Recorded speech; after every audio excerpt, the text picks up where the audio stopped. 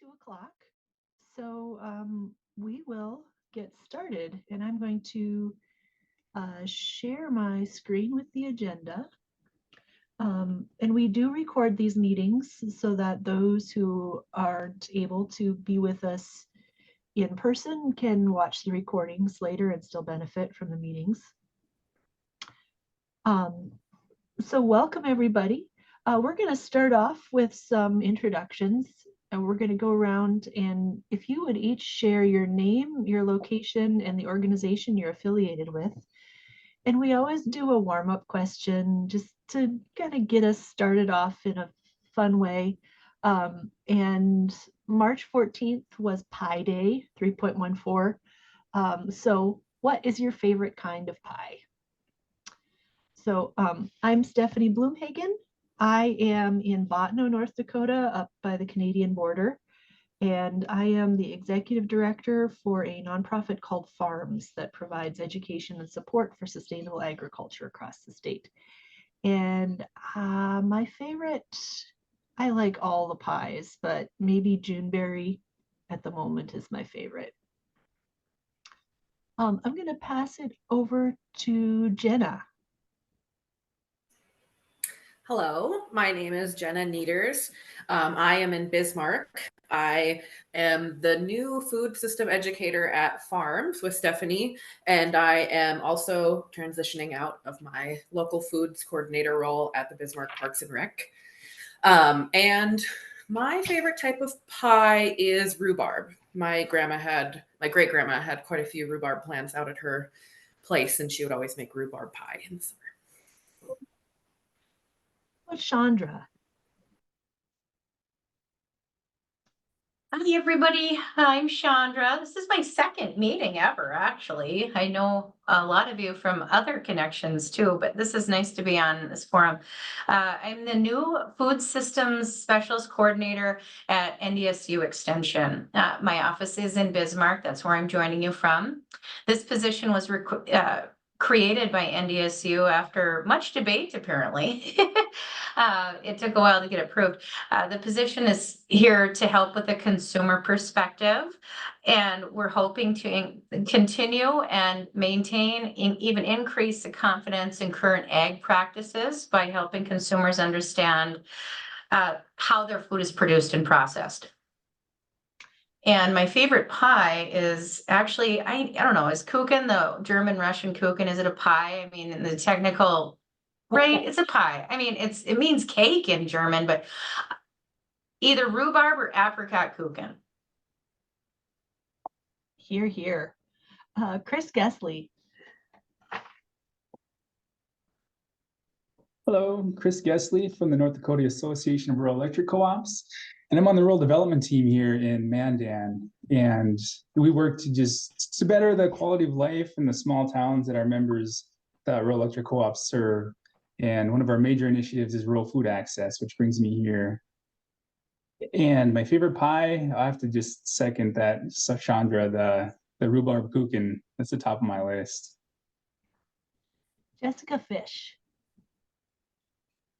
Hi, everyone. I'm Jessica Fish. I am the Land Grant Director here at Chandeska Chicana Community College, and we have just oodles of food sovereignty related programs that we do.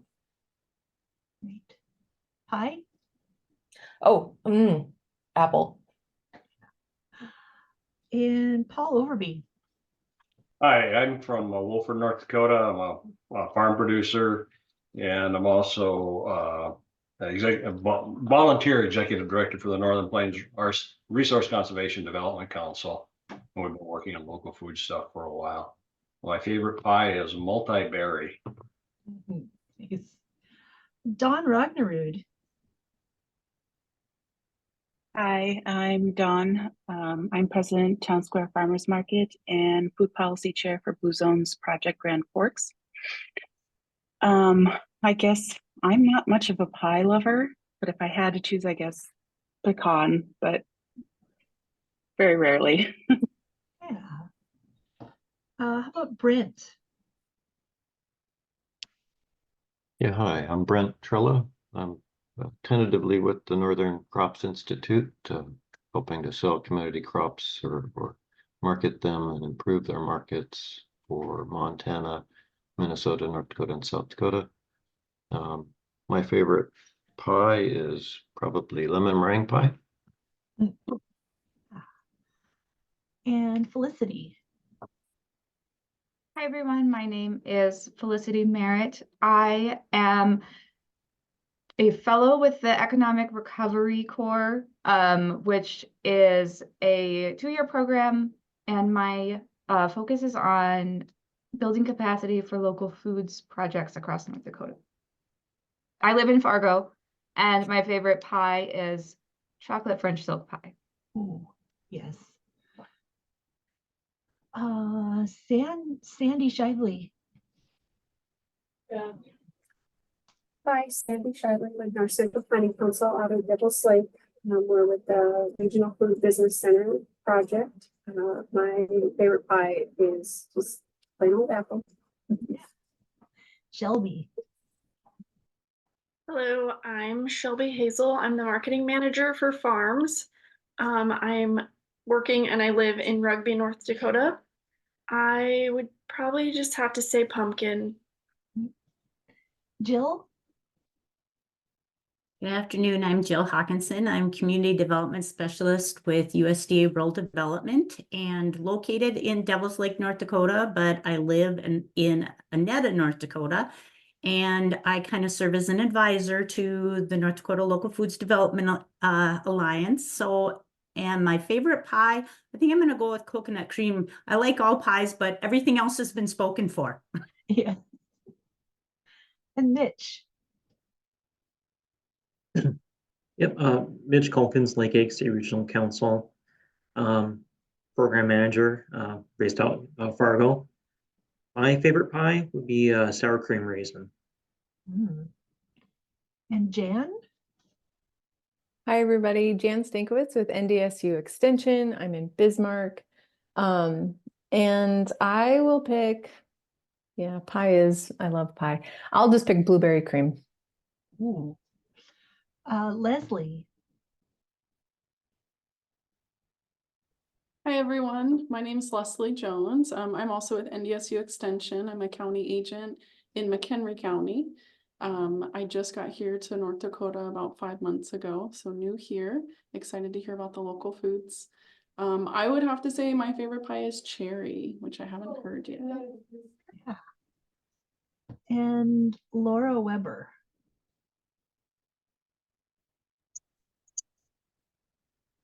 Good afternoon, guys. I'm down in Bowman with the Roosevelt Custer Regional Council and the Regional Food Business Centers.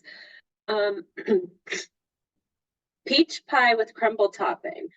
Oh, yes. Boy, this was dangerous. Now I'm gonna have to go find some pie after this. I think that's Tracy. Would you like? Hi, Tracy Redland. I'm with the South Central Dakota Regional Council out of Jamestown, and I'm not really big into pie, but I did have a chocolate mocha pie once with a shot of espresso in, and I would have to say that's probably my favorite. That sounds really good too. Is there anybody who hasn't had the chance to introduce themselves?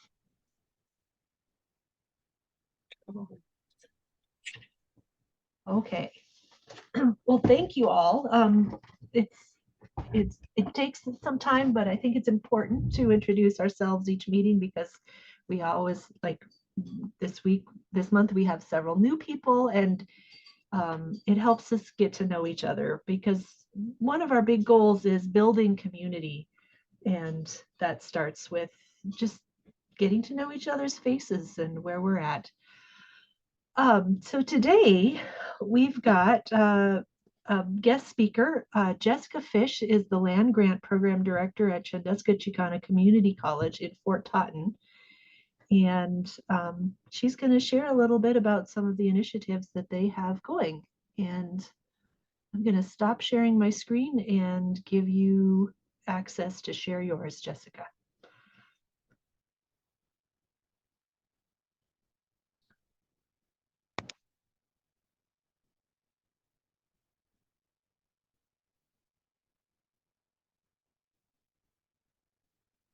Are In you that setup, so Jessica Fish, I am the land grant director at Chandaska Chicana Community College. Chandaska is a 1994 tribal college, which some of you work in the land grant area, but for those of you who don't, land grant systems have three different types of institutions. 1862s, which would be NDSU here in North Dakota, 1890s, which are the historically Black colleges and universities, and then 1994s, which are the tribal colleges.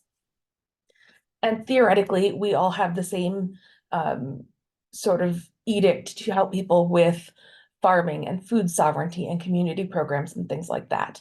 Obviously, funding levels are a little different, but we are certainly making use of our funds as best we can. So I have just loads of programs. Let me just pop this up. Oh, good. Okay. And hopefully everyone can see that. Yes. Perfect. I'm trying to do a fancy thing where I can see everyone's faces and still present.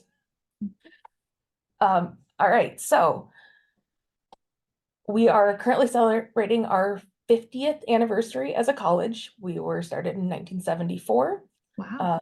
And our 30th anniversary as a land grant, those were in 1994. So it's a big year and we'll be doing a lot of celebrating, including the opening of our Heritage Center here at the college. So I believe that's October 10th. We'll have the grand opening, but it'll be a really cool education center with a lot of local history to come see. Luckily, I don't have to take care of that though. I just get to visit. So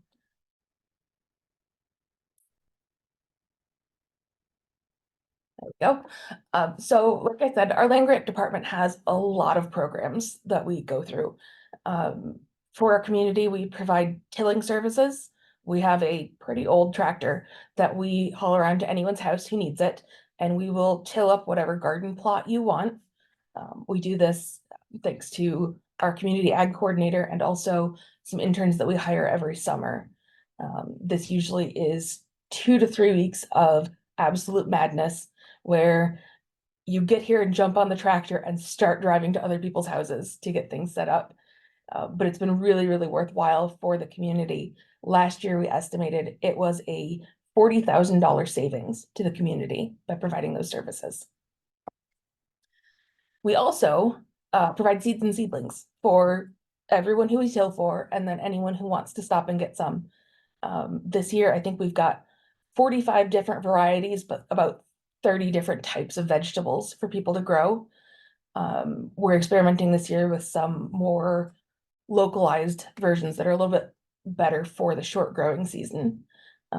So that'll be really interesting to see how that does. We also on site have Gabe Nelson, who is an NDSU master gardener and also works as one of their food family nutrition program coordinators here on the reservation. She's a phenomenal resource that helps us find the right varieties and keep track of what needs to be done. And she runs NDSU seed trials for us in our community garden, which we also provide to the community. It is about a ½ acre of space, and we usually have about 20 families that take up the majority. Plus we save a couple of spots back for our department to run to give produce to our farmers market. It is the 3rd year that we've run the farmers market. Last year we were averaging about 100 people per market, which was fantastic for us. We are still trying to find vendors. So if anyone knows vendors that would like to come to Fort Totten for our farmers market, right now we don't charge for vendors. We have tables, chairs, and tents to provide if they don't want to haul theirs. Basically, if they're willing to come and set up, we welcome them. Ideally, that will turn into something where we have local food producers selling what they're producing. The problem that we've run into historically is that anything that we help our community grow, it's not extra. It's the food they need for their family. And so we found the last few years, we end up selling whatever we grow. So for now, we're doing that and basically paying for seeds off of it. So tilling, seeds and seedlings, community garden, farmers market. We also do have 2 greenhouses on campus. The one you see here on the slide is our hydroponic greenhouse. We are almost set up with that thanks to the help of Keith Knutson from Dakota College Botano. As soon as we get some plumbers out here to finish some pipes, we will be able to set up the rest of that and start growing. It is a 22-foot greenhouse, and everything you see, all of the racks, those will all grow lettuce. And then we will also have a bucket system, which is for growing tomatoes, cucumbers, peppers, those kinds of things. So we're really excited for that. Once that's up and running, it'll be another project that we're able to either train our students on or let interns get experience running. We also maintain a nature trail, which is just behind the college. We mostly do mowing right now, but I have some future plans that I'd like to see that filled out a little bit more. We also have our 4-H program, which the grant that we started with ends this year, which that held us to 3rd through 5th graders. We're hoping once that grant ends to get another to expand that to some older kids too. And then the other things we do, which is kind of the real reason I'm here to talk, is we have cooking classes and food preservation classes because we have this lovely commercial kitchen. And as you can see the picture on the left, that was the original. That's what we started with. And the picture on the right is what we have now. Those are taken from about the same position. So you can see we removed the wall in the original area, squared off the classroom that was behind it, extended the entire kitchen, and then added behind the kitchen a hallway so we didn't have to cross through the teaching area. Now we have 10 student stations and 2 teacher stations, fully equipped with every piece of equipment they will need to follow along with whatever recipe we're doing.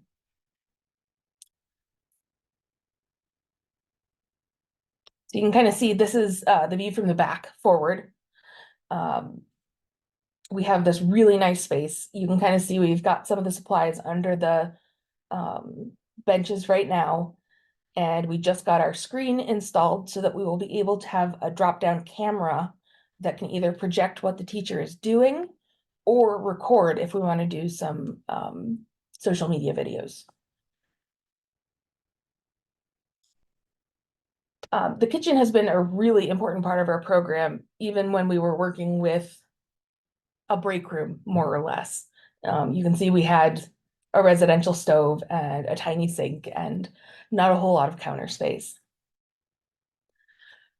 So we decided that with this, and we went and got a food safety grant, which allows us to create some food preservation curriculum, that we would expand this kitchen space to be functional not only for our teaching purposes, but also for the community.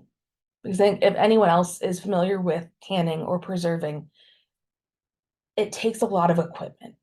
There's pots and cans and lids and special grabbers and all kinds of things that you have to have on hand. By setting up this kitchen the way we did, we have ensured that our community has a space and the equipment to preserve their food however is going to work for them. So we're working on the classes right now, but once those are in place and I get some sort of reservation system set up, the idea is that any one of our community members could put down that they would like to use the space on this day and time, come in, bring whatever food they're going to preserve all of it, and be able to take that home and not have to worry about getting the equipment to their house or not having the space to do things or not having the equipment to do things.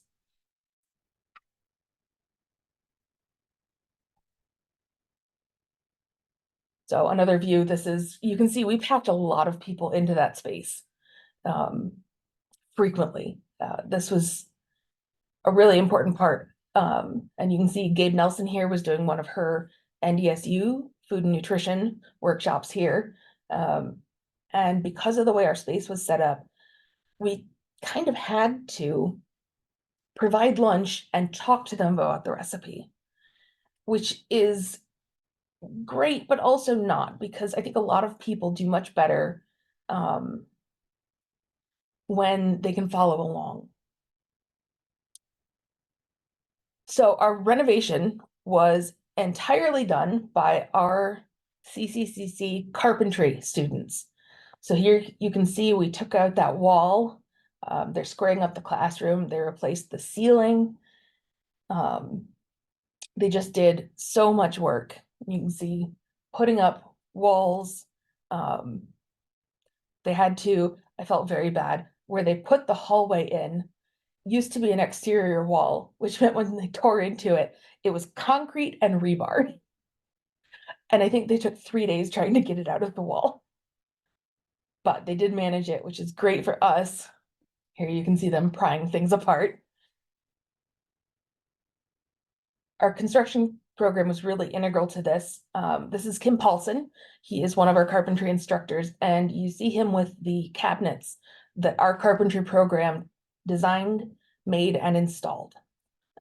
We have a CNC machine on campus, and so that's something he's able to teach his students how to think through, how to put up, which is a great skill, and I think something that's going to be more and more important. We made them install all of our commercial appliances. They really did get experience in almost every part of this. The plus side is we get to have workshops like this. This is, honestly, we weren't quite finished yet, but we did a charcuterie board workshop. And that gave us an opportunity to talk through some of the science behind charcuterie boards. You know, you want to have salty and sweet and savory and kind of hit all of those different areas to make a balanced board. And that also honestly is a good way to look at balancing a meal. So we were able to get into some of that, and you can see they got to make their own. Like they had something physically that they could look at and do and learn. This was so popular, I've had 3 separate requests to redo. So we are looking at doing that one somewhere in the near future. This is the program I didn't really think about, but is such fantastic. Our science professor, Dr. Brett Voles, has something called Sunday Academies, and it's a NSF grant that allows him to provide stipends for high school students to come to Chandeska and basically spend a Sunday learning about some science thing. And they're there from 9 to 3 or something like that. And previously, what he had done was just order pizza or takeout or something that was easy. But with our kitchen set up like this, what we have been able to do, and a huge appreciation to Gabe Nelson, who is the NDSU person who works here. This was her idea, and it has been such a success. For an hour on each of the Sunday Academies, Brett brings his kids down to our kitchen, and they cook their own lunch. Start to finish. This is the most recent one. They did chicken noodle soup, and we also made for them and gave them something called kabubu bread, which is delicious and amazing, and a traditional staple. But it's such a success that the kids are asking for things they want to learn next time. So aside from the first one that Gabe just did as a tester, every meal has been chosen by the students, and they love it. It's amazing. They get their stations, either they work on their own or some of them double up. There is always a leftover container for them to take home later, and they get to take a recipe with them. And we've heard feedback from parents and family members saying, my kid came home thrilled that they had made this and brought it home so I could try it. So that's, honestly, that's probably my favorite outcome so far from our kitchen, is just getting to see this and see how excited they are. And that's really part of why we did this was to get people excited and interested in this kind of cooking and nutrition. We also do fun workshops. This is one we did recently, ice cream in a bag, which I think is something I did as a kid in the summer, but it was fun. And you can see we've got several students, and one of our students brought her daughter with them. So she got to do it too, and it was really cute. But we're able to start doing those kinds of workshops where people can hands-on do it, which has been a real help in having people learn. Here's another one, Dr. Brent. He came to one of our workshops we did recently, which was chicken stir fry. And you can kind of see his pan there. But it was the same thing. We did this starting at 5 o'clock. And anyone can come. It's open. We do have 10 stations. So if there's more than 10 people, you might have to double up. But that hasn't been an issue so far. But we provide a recipe and all of the ingredients. And then the instructor will talk through the whole recipe, what to look for, what you do, why you do those things. I'm a really big fan in talking through the science behind what you're cooking. So we've done a couple of different things where they were a soda bread, or banana bread is another good example, where they're using baking soda to rise instead of yeast. And talking people through why that happens and what you're looking for was really helpful for the students to understand, because when you're doing a soda bread, the baking soda is reacting with whatever acid you've put into the recipe. And so once that happens, the sooner you get it into the oven, the more air bubbles you keep. So you really want to have that lined up when you're ready. And we've had some fun kind of testing through those. We've done a few. We also, like I said, our kitchen has been a huge part of most of our programming. This is from our 4-H summer camp. And you can see we kept our stations on wheels so that when we needed to, we could just kind of push them to the back and do other things.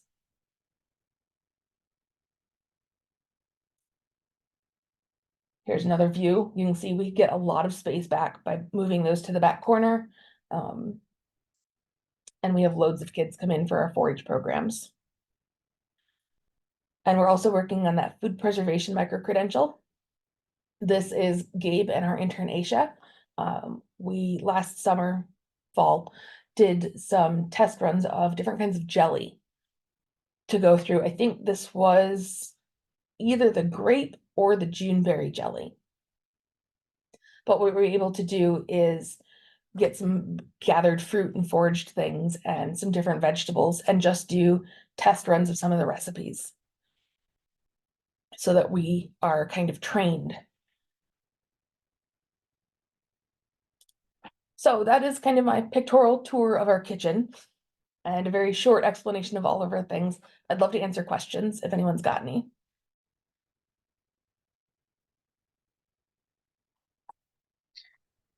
I have a question, Jessica. Is use of the commercial kitchen free? And then what type of interest have you heard from the community or people from the public? So it's hit or miss. We haven't been advertising it very much because we just got our countertops last month. So it's officially done for not very long, but I need to figure out a good way to reserve, which is something I'm still struggling with a little bit. However, I know whenever I talk to someone in the community, they're very excited because, like I said, it's a resource heavy thing to get into. So, and yes, free, entirely free for the community. They may have to provide their own jars and lids and rings unless I can find someone that wants to donate. But I think that's about the only resource we're going to need people to pitch in for. Awesome. Thanks. Mm-hmm. Hey, Jessica, Jan here. Hey, Jan. So fun to see those pics. So I know that a big objective for you all in the use of that space is for folks to be able to provide food for themselves. Is there any interest in, kind of like closing the loop to that vendor recruitment piece for your farmers markets to like sell some of the food? Or is that like, maybe down the road, or are folks interested now? So it's the ideal next step for me. Because if you can preserve more food, you have more food, you can then have some of that excess and be able to sell. Our intention with this space was to provide a space for our community to make products to sell, whether you're canning jelly or salsa or just washing and packing produce. It's a clean, safe space with appropriate equipment. And with the micro credentials, you'll have something that says, I know what I'm doing. I'm not just giving you botulism in a jelly. Because that is, I mean, it's a concern everywhere. So yes, the idea was to really train individuals, but also producers. Gotcha. Yeah, I know that micro-credential, that's a really solid approach. Yeah, awesome. Thanks. Yeah, I didn't write the grant for that, but I did help with it. And I loved the angle our previous director took, because it was, people don't care about food safety if they don't have food to eat. So what we need to do is first provide them with food and a reason to care about that safety. Because it is in this community, it's very much getting yourself set up just to exist. Yeah. And then once it gets down the line, you know, working in farmers markets, it is helpful even for consumers. So like the sellability of products, it will help consumers know that there's training or credentials involved. So yeah. Yeah, good deal. absolutely. Yeah, and we took some of the jellies we made to our farmers markets as kind of a PR move. Look what you could learn to do. Because there's lots of foraging opportunities all over the reservation, including a gorgeous orchard with a bunch of different varieties that we're going to be using this fall.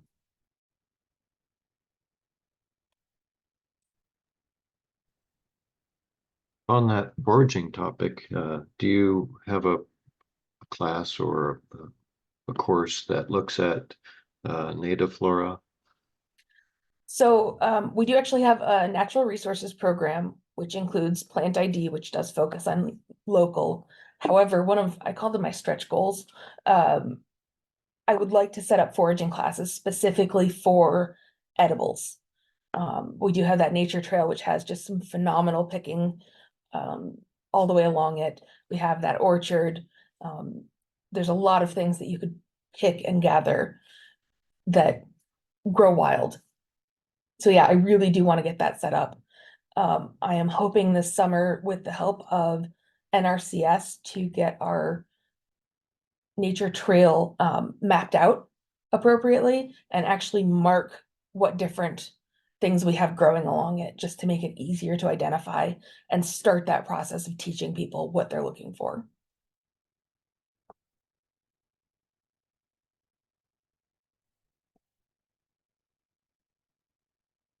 Jessica, I saw a couple it looked like water bath canners or something underneath the tables. Is that what you're kind of using? Do you have any pressure canners for like certain vegetables or things, or is that a need?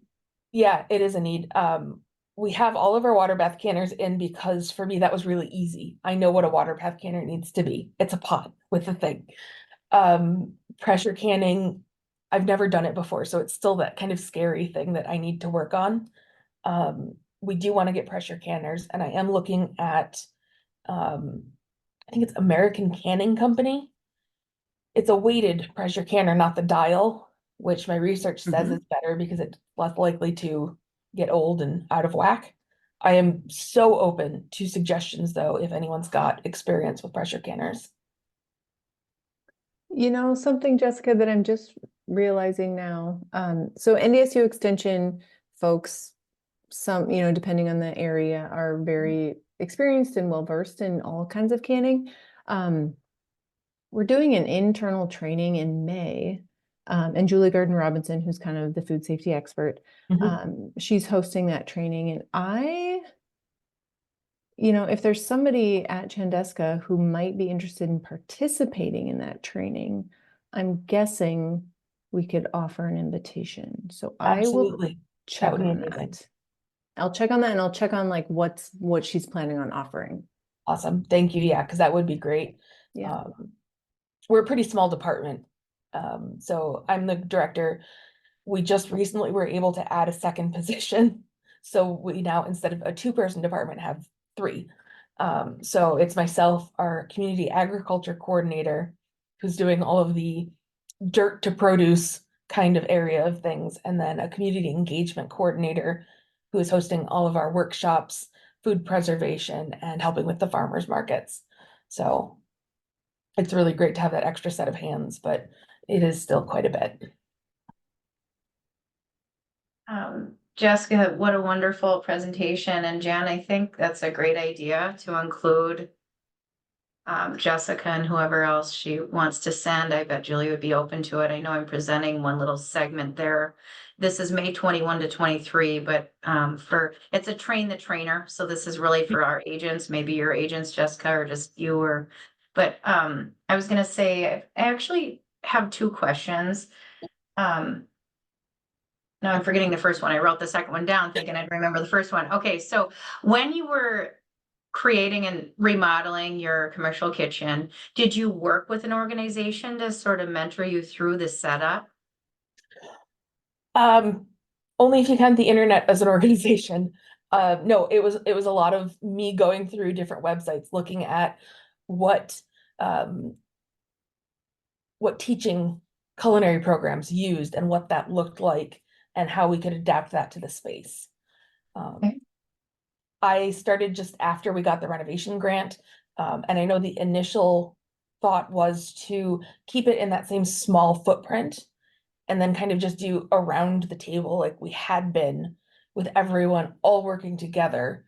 But I found a lot more evidence of people doing the stations instead. So I kind of moved us that way. Yeah, great.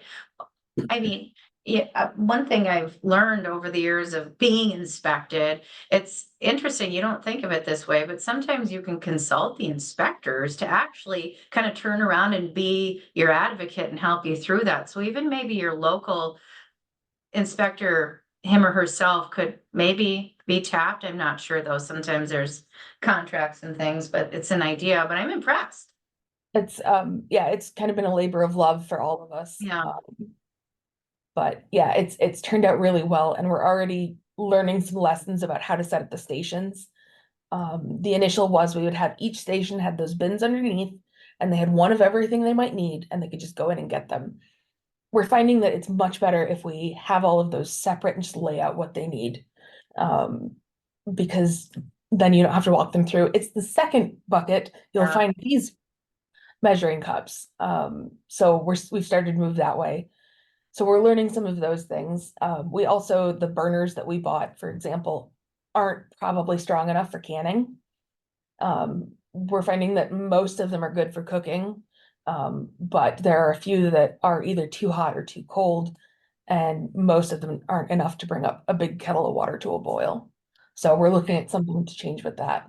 Yeah, it's a challenge. The second thing I thought of was, I know before I moved into this new food systems position in January with NDSU Extension, something came across my desk a couple months before that, maybe November, with Julie Garden Robinson. She had a grad student, I think it was grad student, maybe undergrad, who was interested in coming up with a food preservation specific curriculum for, I think, you. Do you know what I'm talking about? I meant to say we are working, Julie Garden Robinson and Eliza have been absolutely fantastic. Eliza is a grad student who has just done so much of the lift on gathering all of those preservation recipes. And yeah, she's just been such a huge help for us, especially with some personnel turnover and things. So yeah, poor Jan knows I'm after her all the time. Hey, can we do this? Do you have something like this? So NDSU's been a great resource for us. Yeah, okay, I'm just glad to hear that sometimes all it takes is just a really passionate student. I think maybe that's why it's okay, great that it's continuing. Thank you.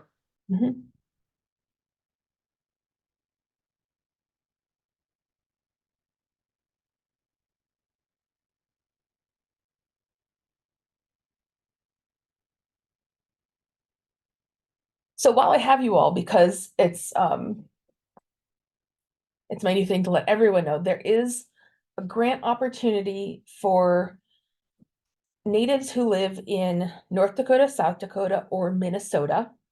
It is called the Collective Abundance Fund, and it is providing grants of $25,000 or $50,000 for a very wide array of uses, including education, starting or expanding a business, buying, renovating, or building a house.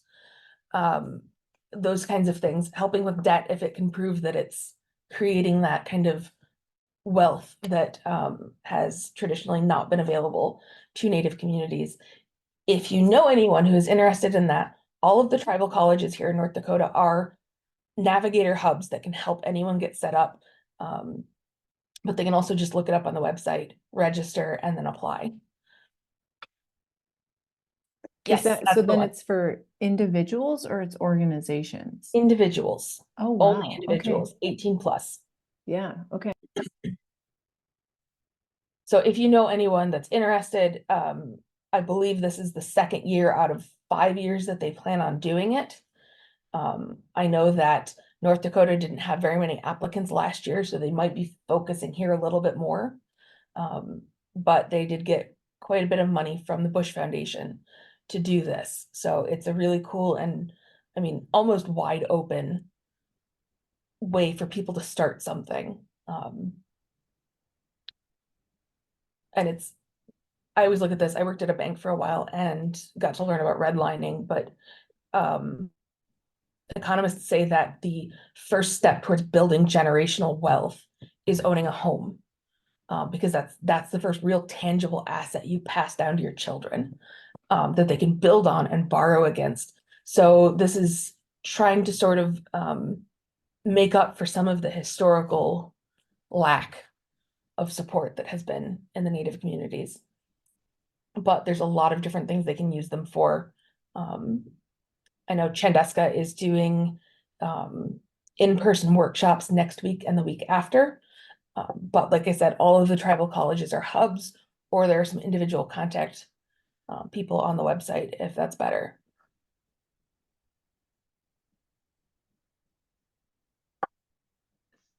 Thank you so much, Jessica. This is a tremendous resource, and we will do everything we can to help spread the word. We'll share this out through our networks, social media, and other things. And we'll let any partners at any other tribal colleges know about it. They probably already know, but it doesn't hurt to. Yeah, no, it doesn't hurt to tell people twice, because it's a short turnaround time to get your application in, and I think it's easy to forget about.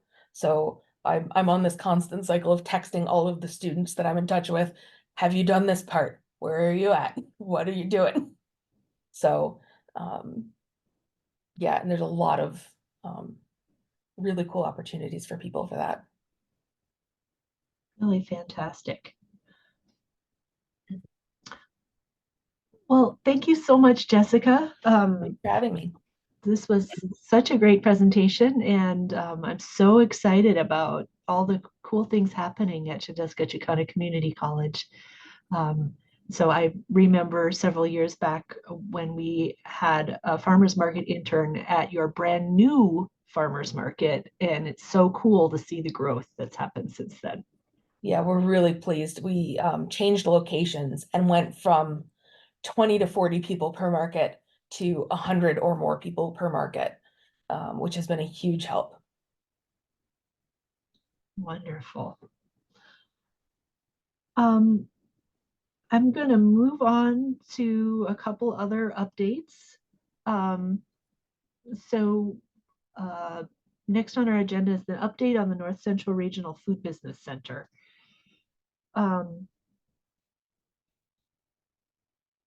We have some new folks. We've talked about the North Central Regional Food Business Center in the past. I will do my best to condense it into a short summary. Basically, North Dakota Local Food Development Alliance is a partner in this three-state initiative to grow mid-tier value chains in local food systems. So what that actually looks like is we are partnered with all 8 regional, well, 7 of the 8 regional planning councils covering all regions of the state, as well as North Dakota Association of Rural Electric Cooperatives, North Dakota Farmers Union, and North Dakota Women's Business Center. And so maybe I'll leave that there. This group also meets monthly and has brings in guest speakers. So this month we learned about the regional food, the RFSI grant from Department of Ag, from Deanna. And then we've learned about meat processing in North Dakota from Nathan Crow at the North Dakota Department of Ag. So I'm thinking, you know, there could be opportunities where we could, the recording from that monthly meeting could be shared to here, and our meeting recordings could be shared to there for some, you know, even more learning. So northcentralrfbc.org is a good place to get more information. What you should know is that there are business builder grants coming soon. We had hoped to have them, they were supposed to have been released about a month ago, but there's some hangups with the USDA that were just in a holding pattern. So we will let everybody know when these grants become available. They're meant to support regional projects and businesses aiming for expansion and growth. And applications can be up to $50,000. So check back here for more information. There's also a statewide coordinated local food action plan that is in development. And do you want to say just a few quick words about that, Chris? Sure. So we got the big news lately is we got a deadline for submission of that plan for April 12th. So we got 2 more weeks, which, you know, it's right there, it's close, but I'm traveling next week. And I mean, there's just lots of stuff going on. So that extension was welcome. And thank you to all the partners too for the feedback. You know, we had that great meeting where you shared a lot of input. We have that implemented, and now the plan is still being designed. And so that's also very close to the finish line. And then once that's done, we'll get that sucker posted online. And I talked with Region 5, and there's a place on the North Central RFBC website. We'll get that posted. And then also shared on the NDAREC website, and then Farms too. We'll link it in those 2 spots. So I will keep the group posted on that. And then there's a public comment period that will start as soon as it is posted online. And then that'll run through April 5th. And then with that comment period is a comment form, and it's just a Survey Monkey form, and we have a link for it that we'll share with the survey. And that's just to make sure that, you know, the producers, they got input opportunities with the regional action plans that are put together. And that flowed into the statewide plan along with that producer survey. I'll float up into the statewide plan, but we want to give them just the last opportunity to take a look at it, since they're kind of the, if they're a rural electric member, they'd be the member at the end of the line that we're focused on serving. So that sums up where we're at. So I'm working with Stephanie and Shelby on materials that'll kind of help promote these things, and those will be shared out too once the plan is ready to rock and materials are done. So stay tuned. Yeah. Chris and I will be sharing more information about that at the Fresh from North Dakota Local Food Conference, which is happening Thursday, Friday, and Saturday at the North Dakota Heritage Center and State Museum. Am I still sharing my screen? Yes, okay. So if you're not yet registered and you will be in Bismarck or can be in Bismarck this weekend, I would encourage you to attend this conference. There will be a social from 6 to 8 p.m. on Thursday evening, catered by local farmers, Glimpse of the Prairie. And then on Friday, running simultaneously with the conference will be a produce safety training. At the conference, we'll hear from Quinn Renfant talking about the Red River Harvest Cooperative and how they've, started with a group of producers in Fargo who wanted to market collaboratively using an online platform and how they've grown. Someone named John Frank is going to talk about soil health.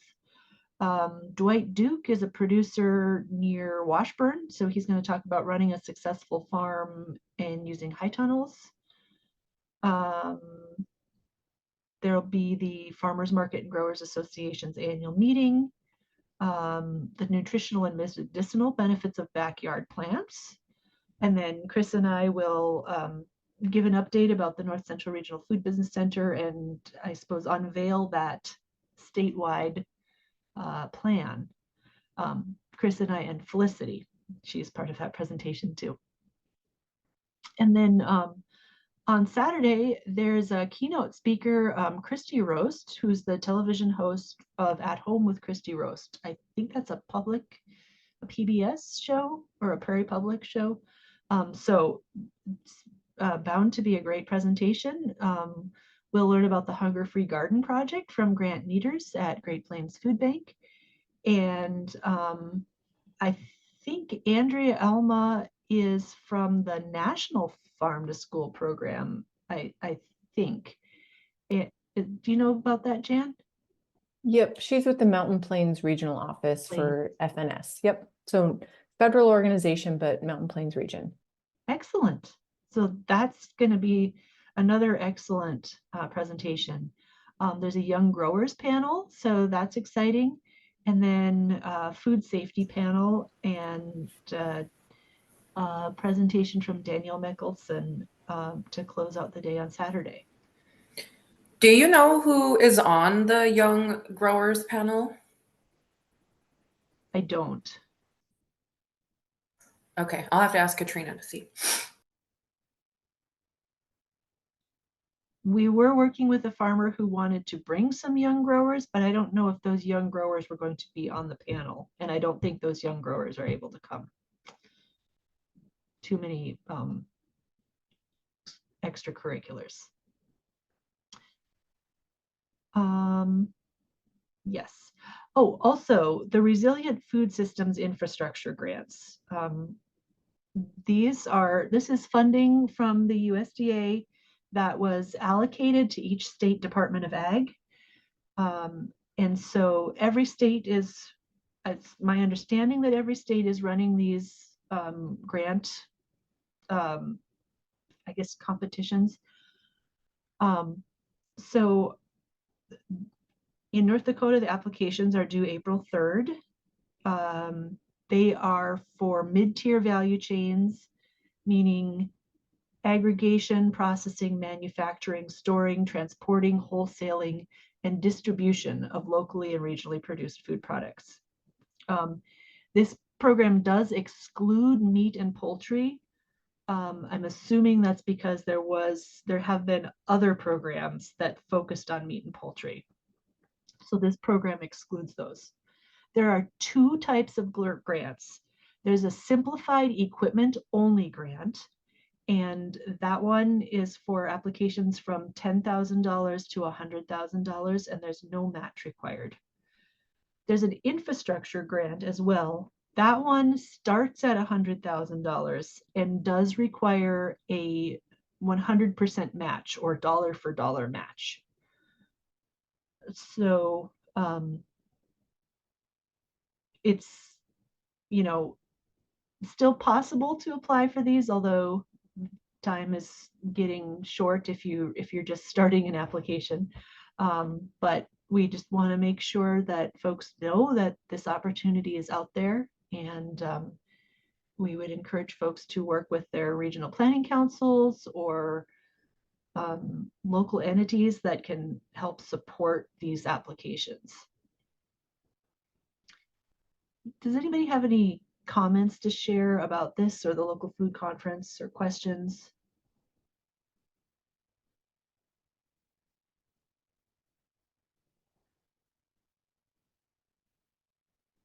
So the last part of our agenda is always any updates from the membership.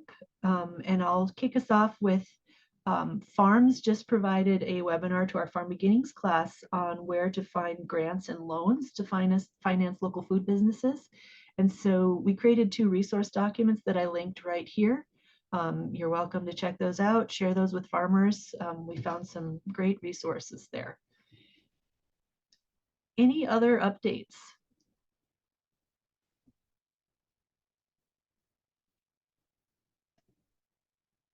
Stephanie, I'm going to put in the chat, and I'll also put it on the website too for for updates. But we have our value-added producer grants that are open right now too. I believe the deadline on that's April 11th and the 16th, depending on whether it's paper or electronic. So I just threw that in the chat there, but I'll also put it up on the website too for updates. The Northern Plains RC&D Council submitted a grant application to North Dakota Rural Development for funding for rural food security in Towner, Rolette, and Benson County primarily, although we can branch out a little bit. And it's heavily focused on grocery store support of existing and looking at a couple of communities that need some grocery stores added. Maybe it's a convenience store instead of a grocery store, but something like that. And then we'll try to work in some local food into the grocery stores or convenience stores, like a couple of those communities that if they're a convenience store, they might be able to handle like vegetable produce because they're too small for a farmer's market, you know? And so trying to think of creative ways to support local food. And if we get funded, and the end result of the conversation process would be to put these communities in a position to go after implementation funding from the hoped for North Dakota Rural Grocery Support Initiative. That of course that'll run out on June 30, 2025, but I'm hoping the legislature, after the popularity of this last round, will fund it again for the next biennium. And then these communities would be in a position to take the next step and spend much larger. We're asked for funding like $20,000. So nothing compared to what these communities could do through that multi-million-dollar fund that the state legislature will put together. I love that long-term thinking ahead to the next step approach, Paul. Yeah.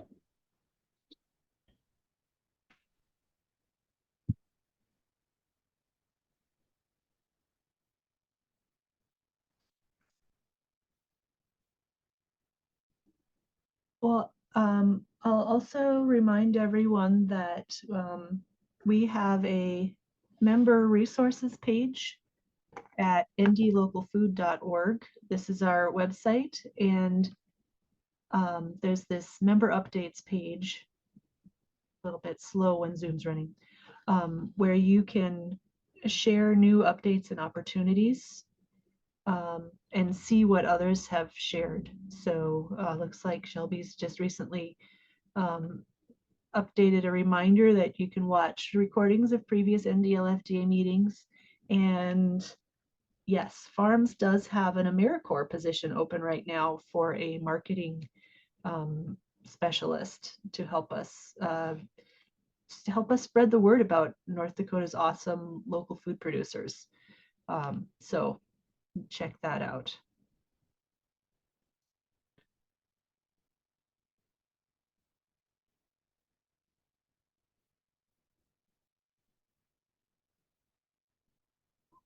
If there are no other updates, I will say thank you again to Jessica for a great presentation. Thank you all for joining us today. It's so wonderful to connect every month and hear about the great progress that's happening in local food systems in North Dakota.